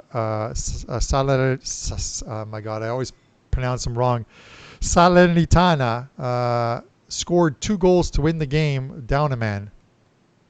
Yep. So, yeah, I said, how did you? My exact text was, "Hey, how did you win this game?" Yeah. It's those odd things that sometimes happen, but hopefully sort of that continues moving forward. So it looks like looking at some of the final results, Betis looks like they scored in the second half to draw with Celta Vigo. This Wolves game, 33 minutes in, is still knotted at 0-0, and we're looking for one final goal in this game. But I think absent of some type of defensive error or something, this looks like it could be heading to a 3-1 final, which would give us the Juve minus 1.5, which we have both given out to our clients. Yeah, of course we both are greedy and want that one more goal, obviously on the Juve side, to catch that second half over. The way it would end right now would still be fine too, cashing the minus 1.5 and cashing half of our bet on the minus 0.75 for the second half. So we would take that. But do we ask? Are we greedy? Do we ask for one more? I guess we should. Yeah, being greedy would be, can we get one more Juve goal via a penalty? Yeah. We have that. we have a few small bucks. These prop ones like the penalty, the yellow cards. Those are obviously smaller wagers. We always talk about wager talk is 2%, 3%, 4%, 5%. Proper bankroll management. So if you run into a short losing streak, your bankroll can sustain those ones, and and obviously your bets increase as your bankroll increases when we're winning. And by increase, obviously what I mean is you're not going more than 5%, but your 5% wager of a bigger bankroll is a bigger bet as well too. So just practice those. The prop bets, just make them like half a unit or something to have some fun. Well, Nick, ask and you shall receive. It looks like we've got a Juve goal. I'm just Looks like an own, and it's an own goal. So it's not going to be an offside. We've got an own goal, 4-1 Juve. Gotta love it. That locks in our over 4.5. I'm gonna send this guy a case of light beer. See if you can find out what his name is. So I'll send him some. who was calling 4-1 before? Yeah, a couple of you guys called 4-1 in the chat. So good job, boys. We'll take that. That was probably out too. One Time Sports said it. I wonder what that line was. That's a unusual correct score for a Juve game. So it was probably a decent payout. Hey, let me tell you, that Torino, that defender, that was a nice finish for an own goal. So kudos to him. That's a nice finish. No, we shouldn't have a VAR review because it's an own goal. So we're good to go, 4-1. And it's looking like, other than that penalty, we're looking like it's going to be another profitable day for us here. So this one will be better than the first one. I'm glad we laid off that first 10, 15 minutes. I was questioning and I wanted to hit that Torino one, and then of course we got the quick goal from Juve right after that. But I'm glad then after that we were still looking at Torino over 1.5. It just made sense at that point to pass on it. So I'm glad we did pass on that one. Yeah, guys, tomorrow at Wager Talk, if you head over to wagertalk.com, head over to Nick's page. He has a 5% play up for tomorrow. These plays, I still have one up for today, but head over. You can pick up Nick's for $12. You can pick up mine that goes this afternoon for $12. These are usually priced at $40. We both have those specials you see on the screen. MLS 54 games in a 1 month period as they play a tournament style, like a World Cup style tournament. The group stage games count towards the standings, so you know that these guys are going to be playing their full squads. It's not an exhibition type tournament. The knockout stage games right up to the final do not count towards the standings, but at that point, these guys are in full gear, and you've got these teams probably playing at their best. 54 games, you'll get a side total or a prop on every single bet from either Nick or I if you pick up that package, or use the code July50 and get 30 days of soccer for $149 and get every single play on the board in soccer, obviously with EPL, La Liga, and Serie A playing pretty much every single day there are games. So a ton of action until basketball and hockey come back, and football right around the corner. So you can pick that up at wagertalk.com. Yeah, you have I got the first two matches loaded on my package. I believe you have those loaded already for yours, correct? Yep. We haven't compared our plays on those yet, but last night. I'll do that after the show. we'll do that after the show. But yeah, no. Listen, there's some interesting games on tap as we sort of wind down. I think Nick and I both said that. I'm gonna take a very small play, probably like a 2% play for myself on AC Milan getting a quarter goal. Lazio are a very talented team. I just don't know how they play with some of their players missing, and obviously 29 goals and 8 assists out of the lineup with Immobile is a lot of goals to lose from that lineup. Nick mentioned Granada. They play this afternoon in La Liga action. That game goes at 4 o'clock. And Nick, are they plus a quarter goal? No, they're dead even on the pick'em line. And then I don't believe either Nick and I have this game. Nick, you can just shake your head vehemently if you do not want to discuss this game. But at 4:15, the one team that has haunted me this season and since the restart is Benfica, and they play against Boavista. The only positives I can take from this game is I believe their manager resigned after their loss last week. Did he? Yeah, I believe that to be the case. No, I do not have anything on this game either. They have been a tough team to bet on this since the restart. Just Yeah, brutal. they Uh, they had that. Well, it was going to be a battle to see who wins that title along with FC Porto. yeah, I think it's Porto's now to lose. I just don't see that happening. Both teams will go on to compete in Champions League next season as Sporting. Although they're playing extremely well, they're just too far back in third to take one of those Champions League spots away from the top two. the Robert S. I see says thanks for the advice not taking the total corners. I guess that means I don't see the number that he didn't get the over 13.5. He switched the goals instead. It's sitting at 13 right now. Oh, is it? So, Okay. so oddly enough, that as I told you, the multi corners, which was at 32.5, is you derive that number by if you're betting over under by taking the total corners in the first half and multiplying it by total corners in the second half. So you had 8 in the first, 5 in the second. So the multi corner is 40 is the number right now, and if you took over 32.5, you won that multi corner bet. But it's just too much math in the morning for me. Yes, that's true. I was looking at Abel's. He got a 5-team round robin. So Brighton over, Leicester over, and draw on Wolves. Wow, to end that one out, that's a bold one. Well, let's hope you can get the draw on that Wolves game. And I did talk about that while you were monitoring the games. I'm just going to go back to get in on that one. But the 1.5 over 1.5 under 1.5 was minus 110. The 1.5 total now is plus 130 on the over and minus 163. So if you didn't take advantage of that under minus 1.5. And that was at the 30-minute mark. It's now at minus 163. There's no value in that at all anymore.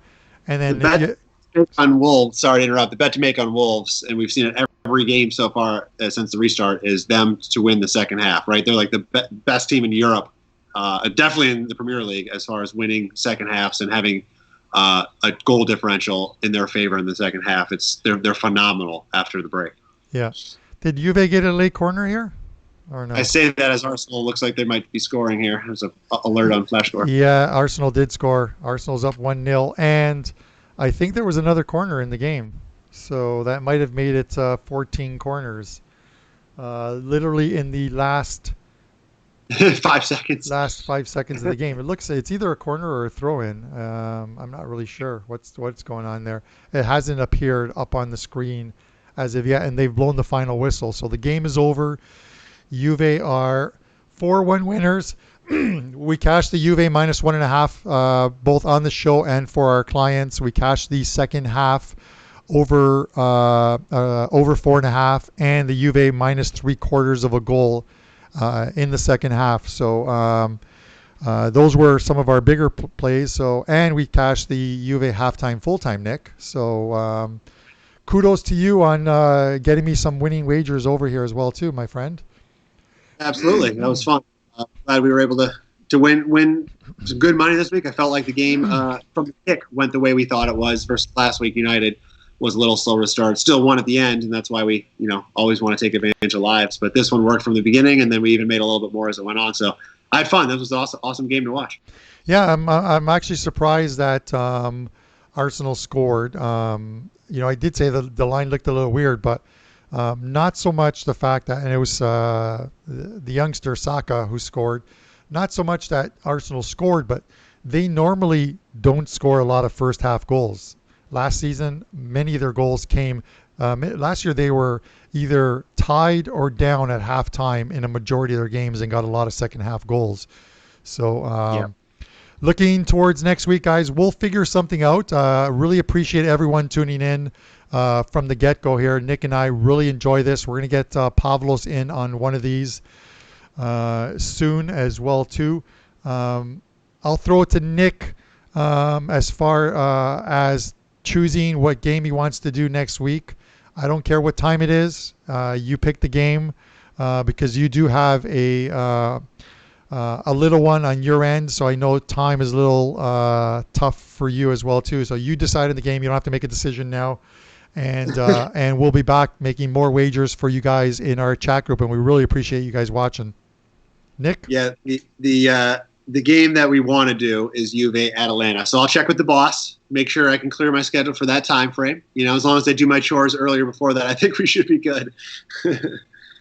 All right, guys. Again, head over to wagertalk.com as we close this show out.